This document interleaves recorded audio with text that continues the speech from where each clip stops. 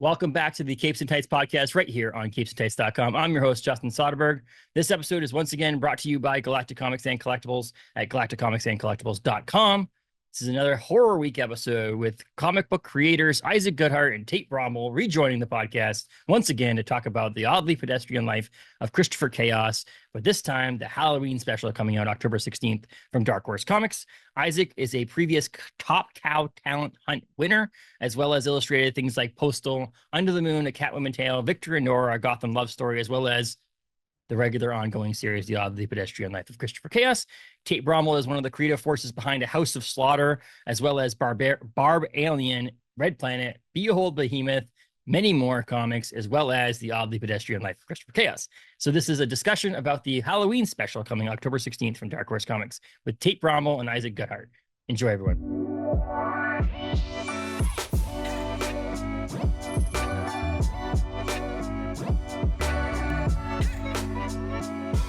Welcome back to the podcast.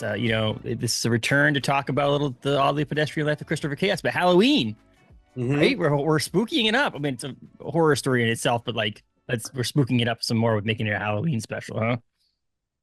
That's right. Totally. It'll be nice and spooky for the Halloween season. Well, I love it because I've talked to other people for episodes recently with horror, and we're always like horror itself is like people always associate it with October or this time of year or whatever. And I'm always like, horror fans themselves and Halloween fans celebrate it 365 days a year. Let's be honest. Like, there's no time of the year that horror fans want to read horror. We want to read it all the time. Yeah, totally. And like all other books will have their like Valentine's Day specials or they're like whatever, like a Pride special. And we're like, nah, we're doing the Halloween special. That'll be all right. I love it too because Dark Horse not only has this, but they did the Headless Horseman thing. So like they're adding in this the Pedestrian Life of Christopher Chaos Halloween anthology, and you have the Headless Horseman ones coming out back to back weeks, which is really cool. So any horror fans out there and Dark Horse fans out there get like 11 stories technically in like 2 different comics. Yeah, Dark Horse is providing, which is great. But yeah, I mean, so we were 13 episodes. I'm talking about episodes based on podcast episodes, but 13 issues in as of October of Christopher Chaos now, and so there's a ingrained people have had it for over a year now. They've seen who Christopher Chaos is. They've known the characters and so on and so forth. Does that go into creating something like this Halloween special, or is this basically like trying to get some new readers and some people who maybe not know? Like, do you need to have preconceived notion going into this Halloween special? I guess Tate, you can jump on that for that question. Yeah, no, I don't think it's a very accessible issue because they're just kind of these vignettes, these short stories, an opportunity for us to like tell stories about like just give space for characters who might not have room for some of these stories within the main series. Because in the main series, it is a pretty big like supporting cast surrounding Christopher, but it's still very much like Christopher's story. So this was our opportunity to give like Geordie or Dracula Boy like his own story. Elias, who was introduced in issue 6, who's like this monster that works for the Monster Hunters, he's going to get a story. So it just gives us a chance to kind of shine the spotlight and tell cool stories with the characters and just show like what we love about them, and really highlight just what makes them like badass characters. But then there's also like some of the stories are scarier, some of them are more like character driven emotional stuff, but all of them are really cool and unique stories that anyone can pick up and just understand what we're saying with them. But yeah, we're like really proud of it. Everyone rose to the occasion and was like, we want to make this special. So it's really cool. Yeah. And I'll add also that I've been showing around my 8-page story that I did with James to like everyone. Like I think I sent it to like 400 people. Just don't tell James, please. But like everyone that I've sent it to and who's read it, most of them haven't read the full comic. I've just been sending it to people because I'm so proud of it. And it's the thing that I'm most proud of that I've ever done. It's the most personal story that I've ever done. It's an idea that I brought to James, and then James just, as he always does, he knocked it out of the park. And so I've just been showing it to people. I keep going like, look, this is I made my father sit down and read it. He's never read the comic, but he was able to get the story, and he loved it. And everyone that I've shown it to has been, really kind about it, but no one's been lost. Everyone has been like, oh, I love this story, and I love Viv, and I love these characters. So yeah, it's just a very relatable. Ours is a very relatable, quiet kind of character study, and then we've got like the big bombastic action one that Nick did, and Nick Robles, our cover artist, his is gorgeous. It looks amazing, and Tate wrote several of them, and they're all amazing. Yeah, how many did you write, Tate? Yeah, I wrote two. Yeah. I did one that's like a Christopher Chaos and Adam story, and then a second story that introduces a new monster into our universe, which is exciting. Yeah, Isaac did not mention that his story is the whole reason why this Halloween special exists, because he went to James and was like, I have an idea for a story. And he also mentioned it to me. He's like, but I don't know where it could fit into the series. Yeah. And James and I like loved this story idea so much, or just like how personal it was. We were like, what if we just do like a special of like these short stories? So like Isaac is the reason this Halloween special exists, which is really cool. Yeah, that was one of those like magic moments in comics that only happens when you're working with people that you're friends with, right? Because the way that the genesis of all this was Tate, James, and I and Nick, we had like our mini launch tour for Christopher Chaos issue #1. And we spent a lot of time in the car, and a lot of time in bars, and a lot of time in hotels. And so we're just like talking like every night until like 3, 4 in the morning. And we were talking about like really deeply personal, vulnerable stuff. And I remember we were driving back to New York from Boston, right? Third Eye Comics. And Annapolis. Annapolis, thank you. Yeah, Annapolis. And I'm just like thinking about these things that we're all talking about with each other, and I'm just like typing away in my phone in my like little notepad. And so we get back to New York, and it's our last night before we're all going to fly back home. And I said to James like, hey, can I just have like 30 minutes with you over coffee? And he said yes. And Tate, this is very cool, Tate's flight got delayed, so Tate came too. And I pitched that idea to James, and James being, because there's creative James and there's business James, right? and so I pitched it to him, and James went like immediately, like before even saying I like the idea, he didn't even say that. He just said the way that this is going to work is if it's in an annual, and we'll put it out on Halloween. And he just like started going down the list of like all the things that we're going to do with it. And I was like, oh my God, I think this might be happening. Yeah. And I also remember saying to, like, when I do have comic book news, I usually share it with my father first, because he read comics when he was a kid. He had like old John Romita Sr. Spider-Man comics and blah, blah, blah, blah, blah. And I remember telling him, like, if this doesn't happen, because for every comic book that's on shelves, there are 1,000 comic ideas that didn't make it, right? So every comic book is like a mini miracle. And I remember saying to my dad, like, if this doesn't like actually see print or actually happen, it felt very validating to have like these two writers sit with me and be so receptive to the idea. And now here we are. Yeah, that's awesome to hear that, because it's also the first story, right? It's the first story in the special is your story, Isaac, right? No, so it's not. Sorry, yours is like the third or fourth story. Second one. Yeah, or second story. That's what it was. Yours, I believe, is a Tate. Your story is the one that actually starts off the series. I read it. The whole thing is great. And I do agree with you, both of you, that I'm like 6 issues behind. Do you know what I mean? So like, to me, it's like one of those things that's like trying to find time to read these issues. And I get to a point where I'm like, okay, now if I can read 2 or 3, let's just wait till there's like 5, and then I'll read all of those. I mean, I buy them month to month, but like try to catch up. But so to me, I was like, okay, I understood this as a fan of Christopher Chaos and a reader of it, but not fully caught up. that this is a place that people could jump on. If you liked the idea of the comic, maybe you didn't pick up number one, maybe you were waiting to buy the trade or whatever it may be, that you could jump on with this one issue and buy this one issue, get little, vignettes of what it's like to be part of the chaos universe that it is. And I like that. And I think that's a pretty cool thing. I also think that it's cool to see that there's like multiple, you're not just like each character. It'll be weird to see an anthology like this of all these different single Christopher Chaos stories. You know what I mean? Like just solely it's a Christopher Chaos story, and then the next one's Christopher's at the mall, and it would be a weird, because it would just be a bunch of mini issues involving Christopher Chaos. This having like feature characters that are supportive cast to the whole thing is great. It would be like, I don't know, a Captain America story that's just literally Captain America stories over and over and over again.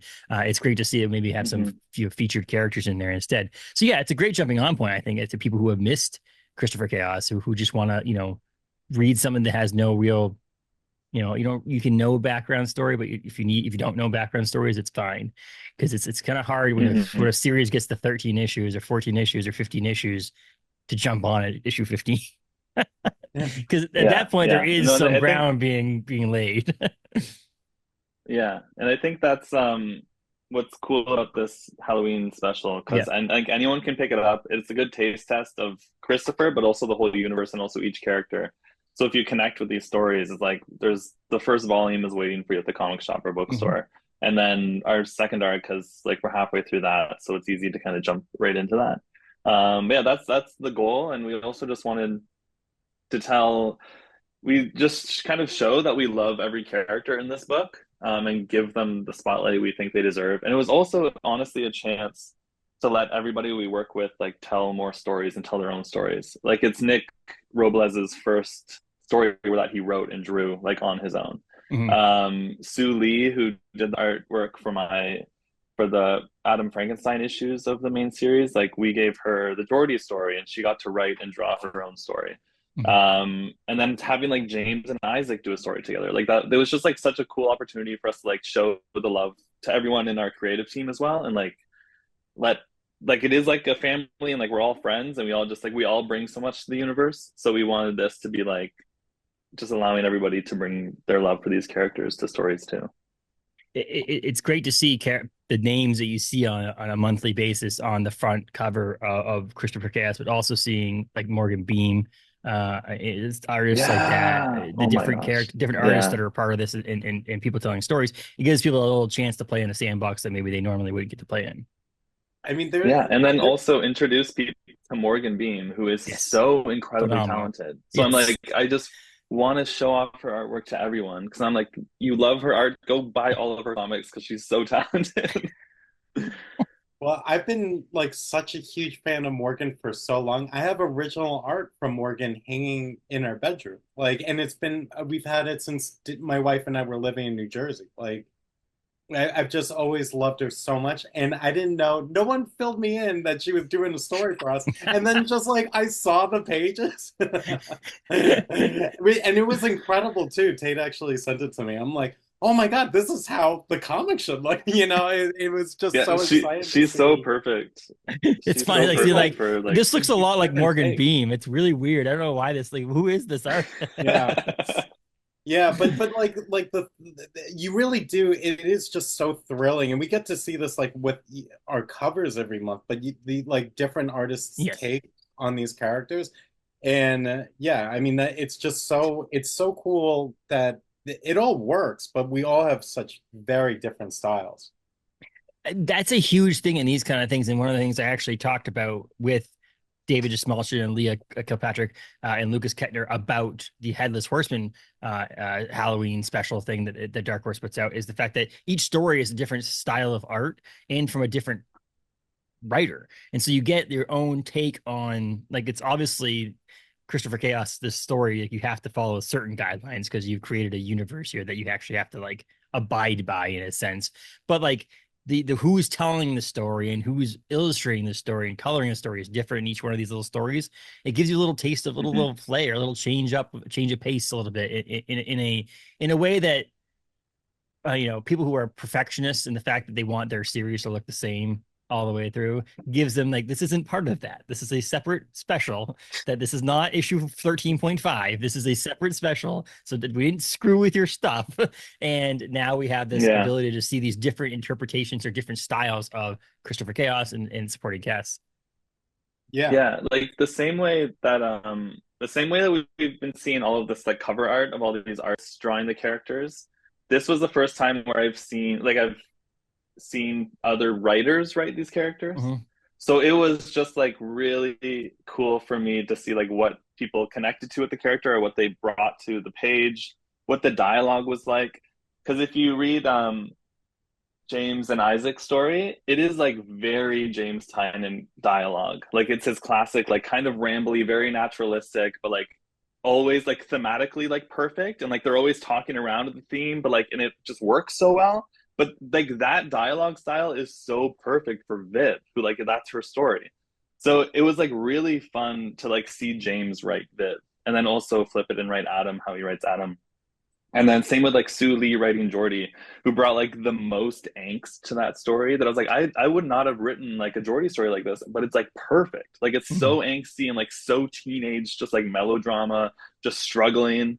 So it was really really cool to see other writers take a shot at these characters. Isaac, you probably speak to this a little bit too. Like, obviously, you can't speak for James himself, but like the idea that he has is his baby, like in the sense that James is the one that originally came up with the idea of Christopher Cass. But obviously, through each episode, each issue that's come out, 12 plus issues now, or as of October, it'll be 12 issues, or 13 issues. That he hasn't scripted a bunch of issues. So it must have been fun to work with him on actually being able to write for these characters, in the sense that he's actually writing scripts for it. Yeah, I mean, you know, it was so cool because like here are these characters that he created, and he said, here, I'm giving this to you, meaning Tate and myself. And James just went, do whatever. Like, this is the idea, but now it's yours, and you guys go. And so then to have like James come back and go, all right, so you took it in this completely different direction. So now I'm jumping in. But that's a testament to like the fact that he really does respect us, and as creators, he's never trying to like wedge us in or put us into push us in a certain direction. He wanted to jump in and play in the sandbox, which is his term. I've heard him say that. He said, I want to play in the sandbox. I want to play with these characters and see what we can do and see what we can uncover. So that was kind of his approach. And but like at the end of the day, we just wanted to like get some of our thoughts and feelings down and say it through these characters. And so we got to do that. That's pretty awesome. I mean, the first issue of Christopher Chaos, you could tell there's a little bit of a thumbprint from James's, you know, if you read the synopsis or the solicitation of, you can tell that it comes from someone like James. But now that I said I'm 6 or 7 issues in, and so by the time you get to that point in the book, you definitely can say the DNA is on you two and your cover artist Nick, and like I said, other people who have worked on the book. But like the you can tell that the DNA has now changed into more of a Tate Brombal story and less of a James story, which is awesome in my opinion, because it makes it your own. Even though, like I said, there's the name is attached to it still, but like it's now a Tate Brombal, Isaac Goodhart. Those are your book now. It's your baby. You can run with. Yeah, I mean, and I think that's what James wanted it to be. Yeah, because this is one of those books and stories that he's had in the back of his mind for a while. Just like the kernel of the idea, the title, and like that there was a mad scientist who was a teenager in high school. Yeah.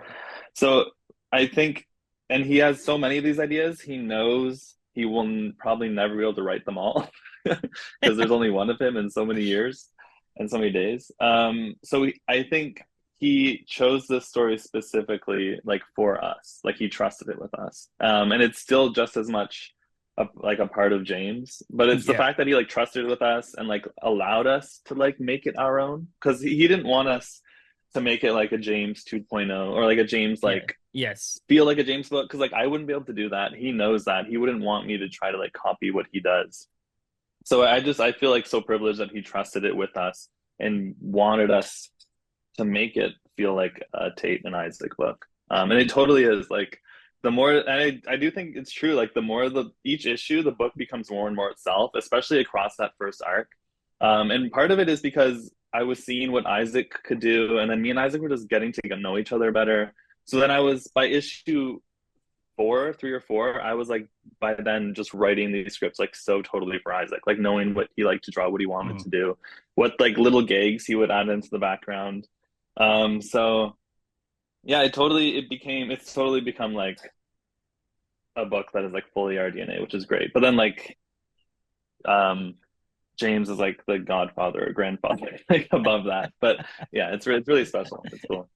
It's true. I do think I actually use Christopher Chaos and the basis of it being a James nugget that then is taken off by you two, excuse me, in the long run, to what I would hope and I wish that the Walking Dead universe was, in a sense, that like Robert Kirkman created this baby and has this, universe, then he ended the run of comic books. But I'm like, I feel like there's so much more to tell in that universe, that just hire some people like Tate and Isaac to take a story and run with it and be like, okay, it's my baby, but let someone else do, like, have a whole Negan side plot. Or I know I've had Jabon and Singa on the podcast who wrote the Walking Dead novels with Robert Kirkman for like the first 4.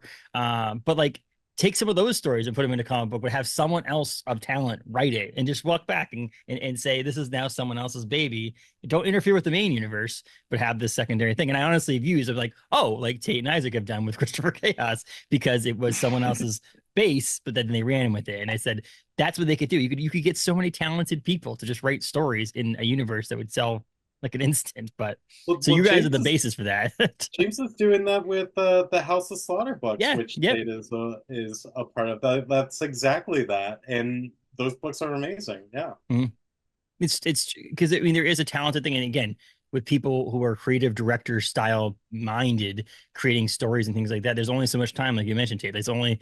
You can only write so much for comics and so on, and so having other people of talent take over your ideas makes sense, because they're at least going to get made at that point, and they're going to get made by people who can do it like yourselves. But yeah, and that maybe is one of those things that, like, seeing Morgan as an artist in one of these things gives it an opportunity in the future to take a story and do it themselves, instead of having it be part of a Halloween special. But that was the cool, and again, that to me was the coolest thing, because that Morgan being part of it all was the first story that you open up the book to. And so it's like right off the bat, it's not the style of artwork that you're used to seeing when you flip open a Christopher Chaos book. And so to me, that was like, as much as I like your work, Isaac, it's not, this is not a dig at you, but like the idea that having it be her, a different style of artwork, immediately go, this is a special, and I love it. That was cool. Yeah. It's and I thought Morgan Bean was Crashing with Matthew Klein. I don't know if you read that book at all, but it was a phenomenal book from IDW a couple of years ago, and that's where I first fell for the artwork of Morgan's, and now been a fan since then. So again, I've read a couple books recently that had artists attached to them that I'm like, don't really, it's a pretty good book, but then the artist was attached to it. I'm like, gotta read this book. And Morgan was one of them. When I flipped open this book originally, when Caitlin over at Dark Horse sent it to me, I'm like, yes, this is gonna be amazing. Yeah, it's just so cool that we've got everyone together on this, you know, and we're all, I think we're all like similar ages, so we're all like, we were all coming up together, And here's a fun fact that I don't know if every reader knows, but Sue Lee and I, before we had any work in comics, we worked at Dylan's Candy Bar, which was this New York candy store. We both, after college, we were just like, I guess we'll just work retail for 5 years or something. So we saw like X-Men First Class together in theaters. Like, is that candy bar place still around? No, it's not. No, it's probably because Sue and I left for comics. And I was going to say, we got to keep an eye on that shop, because maybe there's some talent. It's like, it's a way that they farm out talent somehow. We don't know. Something in the candy bar is just creating some talented creators. Oh, okay. You're conspiracy minded. I like it. It's great. But like, so this must have been fun as a whole. Like, you guys obviously have to create month-to-month issues. So there's deadlines and trying to further the story there and so on and so forth. Obviously, this is an addition, right? Because this is coming out October 16th, and the next issue comes out October 23rd. So this is not like you took a month off and this is the filler comic. This is an additional Christopher Chaos book coming out in October. Was it fun? You mentioned it being fun, like just in general, but like, is this something that you would want to do again? Obviously, we haven't even seen people buy it, so Dark Horse might say no one bought it, so no, you can't do it again. But if it sells well and does well, is this something that you could become a tradition? I would love that. That would be really cool. This was a fun addition. It was. I have a problem where I don't know. I put a lot of work into everything. So like even though it was only like 8-page stories, the one from Morgan Beam actually I wrote pretty quickly because it was just like a sweet little story. I didn't want too much pressure on it. I just wanted it to be like little, I don't know, 6 or 7 year old Christopher and Adam. But the my other story with Fernando Blanco, where we introduce our universe's The Bride, like The Bride of Frankenstein. That story, I read an entire 600-page biography on Mary Shelley, and just to write those 8 pages, like that was I read that, and then that story went through like 3 or 4 drafts. Like it was the hardest story to write. But I'm just so happy with it. I like loved the research and I love putting the work into it. And hopefully I want the character to come back, which is why like I knew it was an investment because I wanted the character to show up eventually in the main series. So it is a lot of extra work. We started working on this like a long time ago, like I don't even like maybe a year ago or a little bit less, like in terms of me like planning the stories. Yeah. So yeah, a lot of work went into it, but I would love to do it again. It's so worth it just seeing the final thing and like seeing all these stories and like the artwork is so beautiful and to get a chance to work with Fernando and Morgan Beam, which is crazy. So like I love because things like this, like 8-page stories are easier to like slot into an artist's schedule sometimes. So I wouldn't be able to work with Fernando on like a full length issue probably or something longer. But I was like, we can get him for like this 8-page thing. Like that's incredible. And his work is like so incredible in that short story, like the atmosphere and everything. And his design for the bride is so just haunting. So it was really cool. It was all worth it. And I'm just so proud of it. You want to know something fun too? Is I think Tate is actually underplaying the amount of work that went into it. Like, because remember, like I flew to New York and then we convinced Tate to somehow fly to New York so that we could break the story together. And that was just like, we were just like, yeah, okay, that seems like a good idea. And so we all were like together figuring this thing out. And that was in April, actually. That was your birthday, right, Tate? Yeah. And so, and we were all just like exhausted. We were like figuring this out. And I mean, but that was like so amazing, you know? But it was just crazy because, and I'm sure our editor, Greg, was like ripping his hair out because I was missing every deadline. But I was like, but this is important, Greg, you know? And it just felt so bad. But yeah, but now we have this thing that is so special. It's so special for so many reasons. And so to answer your question very succinctly, the answer is yeah, absolutely. I would do it again in a heartbeat.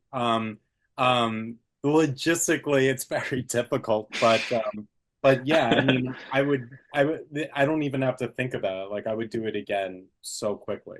But yeah, it was so much work. You know, the original plan for me was to do everything traditionally too, like all 8 pages, and I even tried, you know, so I have like 20 hours of work of me like trying to use a brush again for the first time in a decade. I'm like, and so I had to redo all those pages. So, you know, I mean, it was crazy, but we all got so ambitious. We were all just like juicing each other up and being like, oh, we're all bringing our A game to this. So yeah, I mean, there's nothing like that. I've never done a project like that before.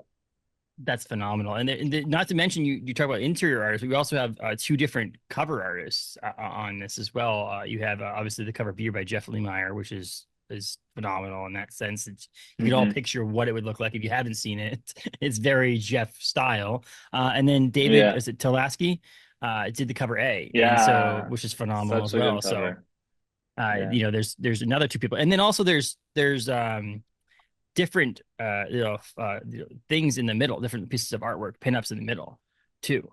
I just had a friggin' grasshopper land right on my desk and scared the shit out of me. I was like, "What the hell is this right now?" But no, there's the different pinups in each in between each story, which is cool. I'm not going to go over all of the artists on it, but there's different artists doing things too, which is another interpretation of some of these characters you get to see. So if you're a huge Christopher Chaos fan, there's no reason why this shouldn't be in your pull box come new release day on October 16th, because this is like it is all the Christopher Chaos that you could hope for and more because of the wide variety of stories that you're going to get. And this is pretty cool. It's not just a bunch of stories about Christopher Chaos, which again, you could have done. It's not like it could have been something. It would have been horrible, but I'm just saying, like, I like the idea that it's different characters in the world. It makes it more interesting and more fun, in my opinion. But yeah, it's a Christopher Chaos style story. But if you're new, like we mentioned, to the world of Christopher Chaos, the chaos that is, then this is a good place to meet some characters and figure some things out, and then buy your first trade. And then is the second trade out yet, or is that no? That's not out because you're doing. Is it 6 or 7 issues per trade? Yeah, we're mid arc, so yes. We'll be collecting those Adam stories separately eventually. Because 7 and 8 were Adam two-parter, and then 9 to 15 will be the next one. Yes, that's what it was. Okay, these are larger trades on this. The first trade is thick. Yes, it is. Those were like 32-page issues. when you pull it in your pull box or whatever, I talk to my LCS. I'm like, yeah, can you pull that for me, and so on and so forth. And then I go to like actually grab it, and I'm always like, what the hell is this thing? Because it's like you just forget how long it's been since the trades.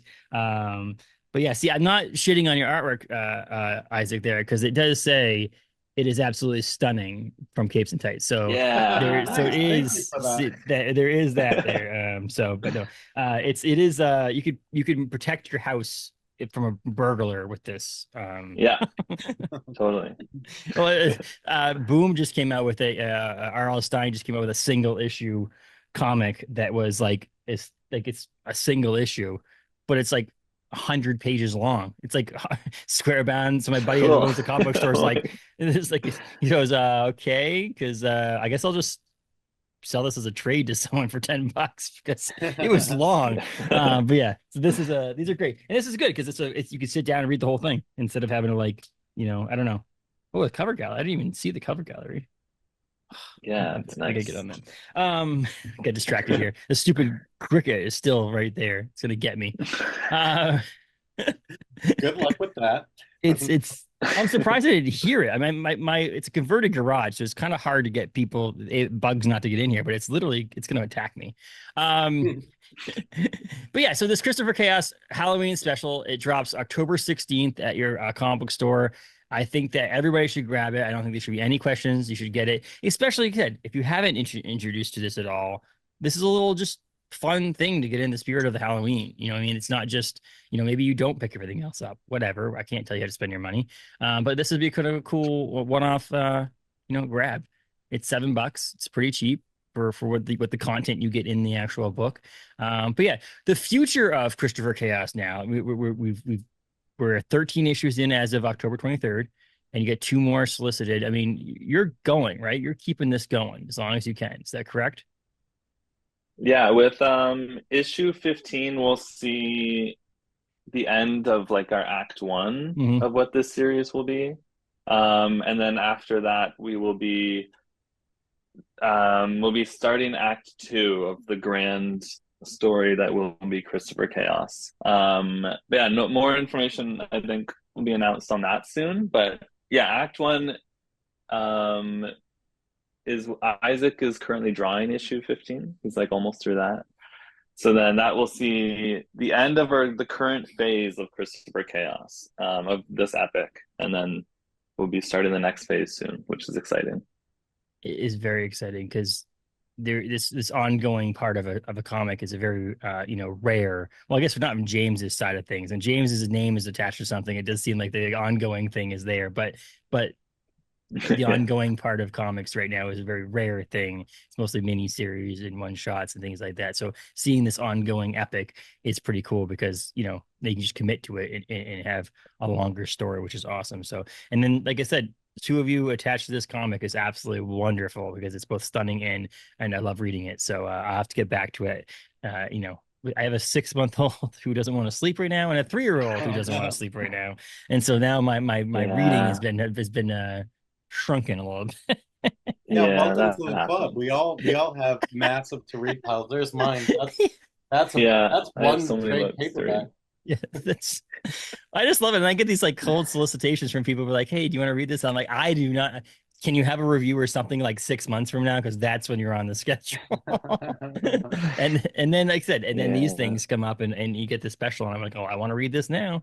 So I'll read this now. And I guess I'll catch up on Christopher Chaos afterwards. But no, Christopher Chaos is a wonderful story in general. But I think this holiday or Halloween special, I should say, is worth the glance for anybody who's interested in Christopher Chaos because it's worth the read. And you guys nailed it. You knocked it out of the park, honestly, just like the rest of the series. But like, this is fun. It's a real fun one shot.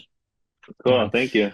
October 16th, I believe is the date at your local comic shop. And then if you're a big fan, you can grab the next issue of Christopher Chaos on October 23rd at your local comic book shop as well. And I really appreciate both of you taking the time out of your day to discuss this Halloween special over at Dark Horse, and you know, best of luck to everything you both are doing in the world of comics and personally. Honestly, you two are great individuals. Awesome, thank you very much. Thank you so much. Talk to you soon. Thanks for having us back. Yeah.